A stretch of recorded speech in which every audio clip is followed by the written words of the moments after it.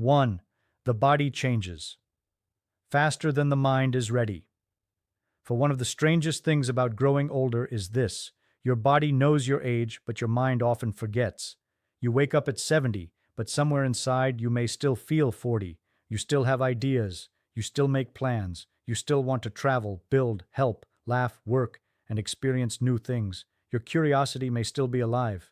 Your sense of humor may still be sharp. Your dreams may not have disappeared, but then the body interrupts. The knees hurt after a short walk. The back complains after sitting too long. Sleep changes. Energy becomes something you must manage instead of something you simply have. A small illness can take longer to recover from. Tasks that once required no thought suddenly require planning. And this creates one of the deepest frustrations of aging. The person inside may still be willing while the body begins negotiating the terms. Imagine you have driven the same car for 50 years. You know every road. You know how to turn, accelerate, and stop. Your skill as a driver may be better than ever, but the engine is older now. The brakes need more care. The tires cannot be pushed as hard. The driver has not forgotten how to drive. The machine has simply changed.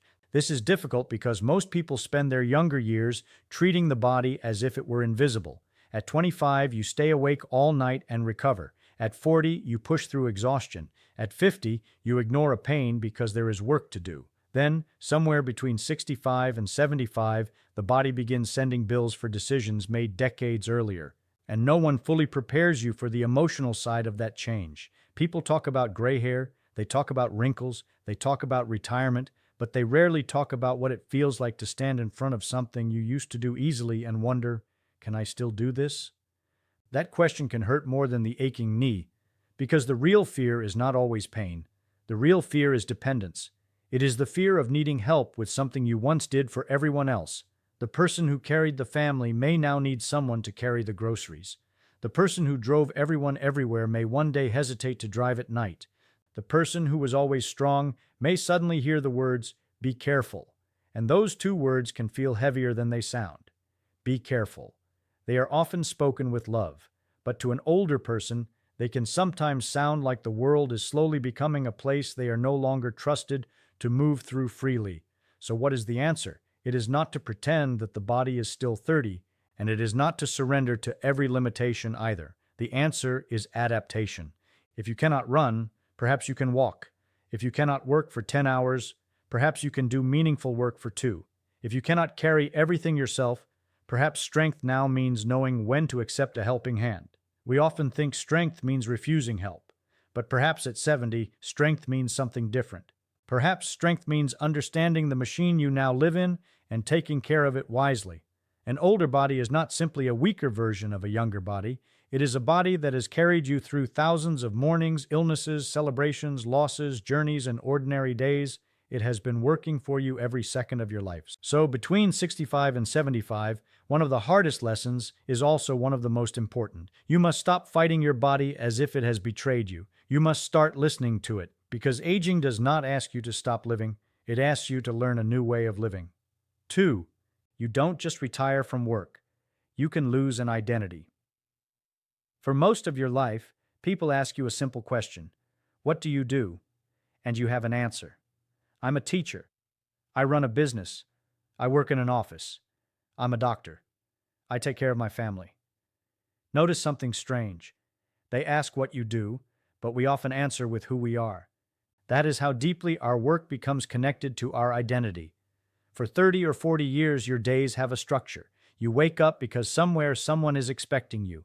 There are problems to solve, decisions to make, calls to answer, people who need your experience. Then one day, the alarm clock stops. At first, it sounds like freedom. No meetings, no deadlines, no traffic, no boss, no pressure. But after a few weeks or months, a quieter question can appear. If nobody is waiting for me, what am I waking up for? This is one of the things people rarely explain about retirement. Retirement is not only a financial event, it is a psychological event. Imagine a man who spent 40 years being the person everyone called when something went wrong. Every day, people asked for his opinion. His decisions mattered. His experience had value. Then he retires. On Friday, 10 people need him. On Monday, nobody calls. Did his wisdom disappear over the weekend? Of course not, but his role disappeared. And when a role disappears, A person can mistakenly believe that their value disappeared with it. The same thing can happen inside the family. For decades, you may have been the provider, the protector, the organizer, the one who solved problems. Your children asked for advice. They needed rides, money, help, permission, and guidance. Then they grow up. They build their own homes. They make their own decisions. They become busy with their own children and their own problems. This is what you wanted. You raised them to become independent. But success has a strange consequence. If you do your job well, the people who once needed you every day eventually need you less. And even though you are proud of them, part of you may quietly ask, where does that leave me? This is why ages 65 to 75 can be so difficult. You may not only be losing a job, you may be losing a title, a routine, a place in the daily machinery of the world, and human beings need more than food and shelter. We need to feel useful. Think about a chair. A chair does not ask whether it is useful, but a human being does. We want to know that our presence makes some difference. We want to feel that if we were not there, something would be missing. That feeling does not disappear at 65. In fact, it may become even more important. The mistake is believing that usefulness has only one form. Perhaps you are no longer running the company, but you can guide someone who is. Perhaps your children no longer need you to make their decisions, but they may still need someone who understands where they came from. Perhaps you no longer have a job title, but you have something a younger person cannot buy. Time lived, mistakes survived, patterns recognized, lessons learned the expensive way. A 30-year-old may have more energy, but a 70-year-old may know which problems are not worth worrying about. That is a different kind of wealth. The challenge is learning how to use it, because retirement should not mean retiring from purpose. A job is only one way to be useful. You can teach, mentor, volunteer, create, grow something, repair something, learn something, help a neighbor. Tell your grandchildren the stories that would otherwise disappear with you. Purpose does not have to be impressive. It only has to give tomorrow a reason to exist. And perhaps this is the great identity shift of later life. For decades, you may have asked, what can I achieve? Now the question becomes, what can I contribute?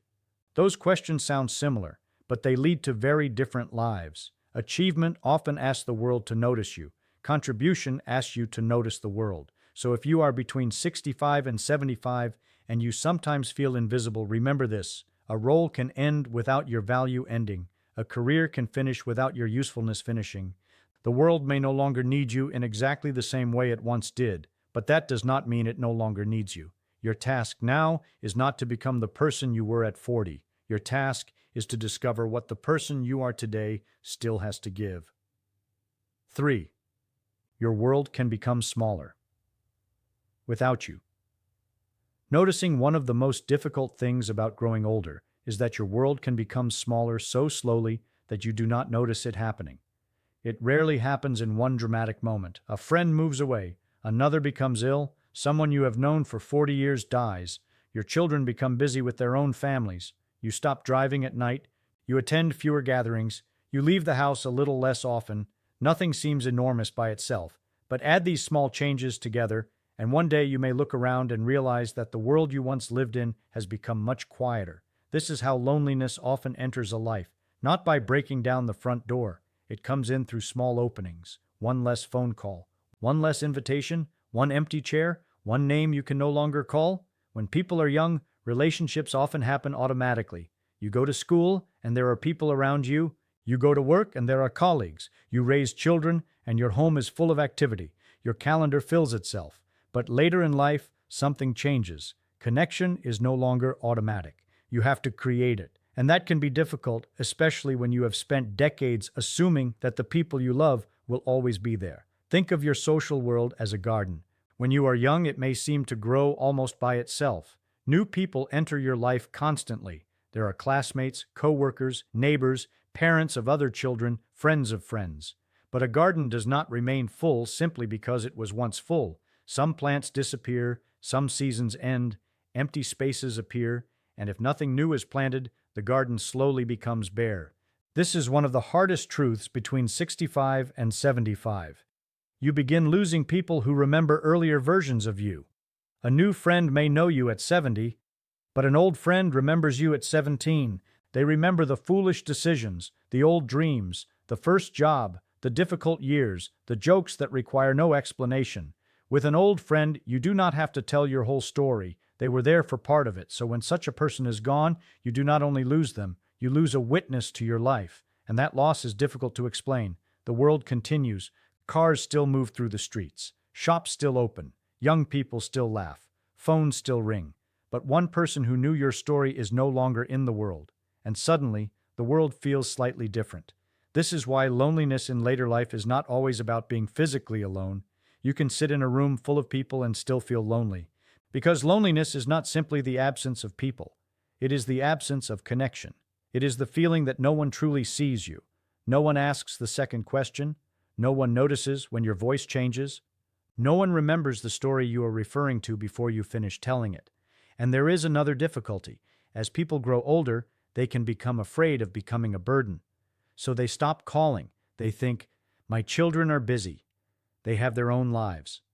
I don't want to disturb anyone. And the children may be thinking, I don't want to bother mom. She is probably resting. Both sides are trying to be considerate, and both sides end up alone. Sometimes loneliness is not caused by a lack of love. Sometimes it is caused by two people waiting for the other person to call. That is why maintaining connection in later life requires courage. Yes, courage, because calling someone and saying, I would like to see you, makes you vulnerable. Joining a new group makes you vulnerable. Making a new friend at 70 can feel strange, but why should friendship have an age limit? We accept that a person can learn a new language at 70. We accept that someone can visit a new country at 70. So why do we act as if all meaningful friendships must be made before 40? The truth is, your world may become smaller with age, but it does not have to become empty. You may lose some people, you may lose some routines, you may lose some places that once felt like home, but you can still build connection. You can call first. You can invite someone for tea. You can join a community. You can speak to the neighbor you have only waved at for 10 years. You can become curious about another person's story. Because connection does not always begin with a deep conversation. Sometimes it begins with a simple question, how are you? And then doing something increasingly rare, waiting long enough to hear the real answer. At 65, 70, or 75, protecting your health is important. But protecting your relationships may be just as important, because a long life is not measured only by how many years you remain alive.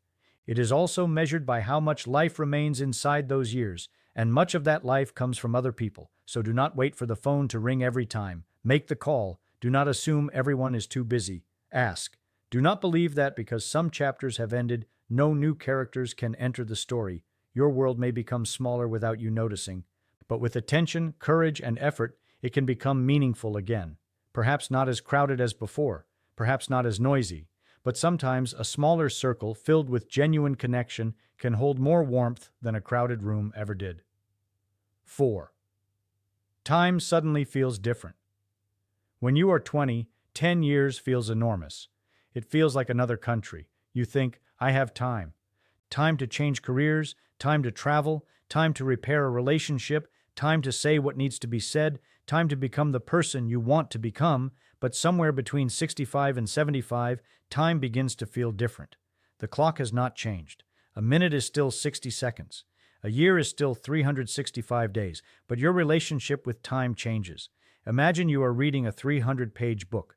When you are on page 30, you read differently. You are curious about what is coming. There are hundreds of pages ahead, but when you reach page 250, something changes. You become more aware of every page, not because the remaining pages are less valuable, because they are more valuable. You no longer want to waste 10 pages on something that does not matter. This is one of the deepest changes of later life. At 25, wasting a year can feel recoverable. At 70, a year feels expensive, and this awareness can create fear. You may begin counting. How many more summers? How many more birthdays? How many more times will the whole family sit around the same table? How many more mornings will I wake up feeling strong enough to do what I enjoy? These are uncomfortable questions. So many people avoid them, but avoiding the clock does not stop it. And thinking about time does not have to make life darker. It can make life clearer. Suppose someone gave you a wallet containing an unlimited amount of money. You would probably spend carelessly. But suppose they gave you a wallet and said, I cannot tell you how much is inside, and once it is empty, you cannot refill it. You would spend differently. Time is that wallet. The strange thing is that this has always been true. At 20, at 40, At 70, the difference is that older age makes the truth harder to ignore. And perhaps that is not only a tragedy, perhaps it is also a gift. Because when you finally understand that time is limited, many things that once seemed important begin to look very small. The argument from 3 years ago, the neighbor who does not approve of you, the person who did not invite you, the need to win every disagreement, the desire to impress people you do not even like. How much time should a person spend carrying these things? Imagine going on a journey with a heavy suitcase. Inside the suitcase are old arguments, regrets, grudges, embarrassment, jealousy, and resentment. You have carried it for 30 years. Then one day you realize something. The journey is getting shorter. Why are you still carrying the suitcase? This is one of the opportunities hidden inside aging. You can begin putting things down. You do not have to attend every argument you are invited to. You do not have to prove every point. You do not have to repair every person's opinion of you. You do not have to spend your remaining years explaining yourself to people who have already decided not to understand you. Time becomes too valuable for unnecessary battles. But there is another danger. Some people become so aware of the future that they stop living in the present. They worry constantly about what may happen. What if I become ill? What if I lose my independence? What if I run out of money? What if I am alone? These concerns can be real, but there is a strange trap here. You can become so afraid of losing tomorrow that you lose today. Imagine sitting in a beautiful garden while staring at the exit. The garden is still there, the sunlight is still warm, the birds are still singing, but you experience none of it because you are thinking only about the moment you will have to leave. This is what fear can do to later life. It can make a person leave psychologically long before they have to leave physically. The answer is not to pretend that time is unlimited. The answer is to understand that because time is limited, today matters more. Drink the tea while it is warm. Make the phone call while the person can still answer. Take the photograph, but also put the camera down and look at the people in front of you. Say, "I love you," before those words become something you wish you had said. Apologize while an apology can still reach someone. Visit the place, wear the good clothes, use the special dishes. Stop saving everything for a future that keeps moving away from you. We spend so much of life preparing to live. We say, "When I retire, I will relax. When I have enough money, I will enjoy myself. When things become less busy, I will call my friends. When the right time comes, I will do it." But what if the right time is not a date on the calendar? What if the right time is simply the moment in which you are still able? At 70, time may feel shorter. But shorter does not mean meaningless. A song is not worthless because it ends. A sunset is not less beautiful because it lasts only a few minutes. In fact, perhaps the ending is part of what makes us pay attention. So the lesson of ages 65 to 75 is not to count every remaining day with fear. It is to stop treating days as if they are unlimited. The question is no longer only, how much time do I have? The better question is, what will I do with the time that is here? Because you cannot control how many pages remain. But while the book is still in your hands, you can decide how carefully you read each page. 5. The greatest challenge is learning to live without the old scoreboard. For most of our lives, we are taught to keep score. How much money do you earn? What position do you have? How big is your house? How successful are your children? How many people respect you? How much have you achieved? From a young age, life can feel like a race with a scoreboard hanging above it. And because everyone else seems to be watching the same scoreboard, we rarely question it. We simply keep running. But then you reach 65, 70, or 75, and something strange happens. The old scoreboard stops working. The promotion you once wanted no longer matters. The office you worked so hard to reach belongs to someone else. The car that once made you proud becomes an old car. The awards gather dust. The business continues without you. And suddenly you are faced with a difficult question. If I am no longer climbing, how do I know whether I am still moving forward? This may be one of the greatest challenges of later life, because for decades progress meant more money, more responsibility, more recognition, more possessions. But aging introduces a completely different idea. Sometimes progress means less stress, less anger, less pretending, less need for approval, less time spent with people who drain you, less energy wasted on things that do not matter. A younger person may ask, "How much can I add to my life?" An older person may begin asking, "What can I finally remove?" And that is not failure. That is wisdom changing the measurement. Imagine playing a game for 50 years. You become very good at collecting points. Then one day someone tells you that the points were never the purpose of the game. You would probably feel confused, perhaps even angry. You might say, then why did I spend so much time collecting them? This is the uncomfortable realization many people face in later life. They spent decades chasing things that looked important from far away. And when they finally reached them, they discovered that success and peace are not the same thing. You can have money and still feel lonely. You can have status and still feel afraid. You can be admired by thousands of people and still be unknown by your own family. You can win the race and discover that you were running in the wrong direction. So between 65 and 75, life asks you to build a new scoreboard. And this scoreboard is quieter. It does not flash in public. Nobody gives you a trophy for it. How peacefully did you sleep last night? Did you speak to someone you love today? Did you move your body? Did you laugh? Did you learn something? Did you help someone? Did you notice the morning light coming through the window? Did you spend the day being yourself or performing for people who were not even watching? These questions sound small, but perhaps we have misunderstood small things. A cup of tea with someone you love is small, until that person is gone. A walk through your neighborhood is small, until walking becomes difficult. A family dinner is ordinary, until you realize it was the last time everyone was together. Life is full of moments that look unimportant while they are happening. Only later do we discover that they were the important moments. That is why the old scoreboard becomes dangerous in later life. If you continue measuring yourself only by productivity, you may begin to believe that slowing down means becoming less valuable. But a tree does not become worthless in winter because it is not producing fruit.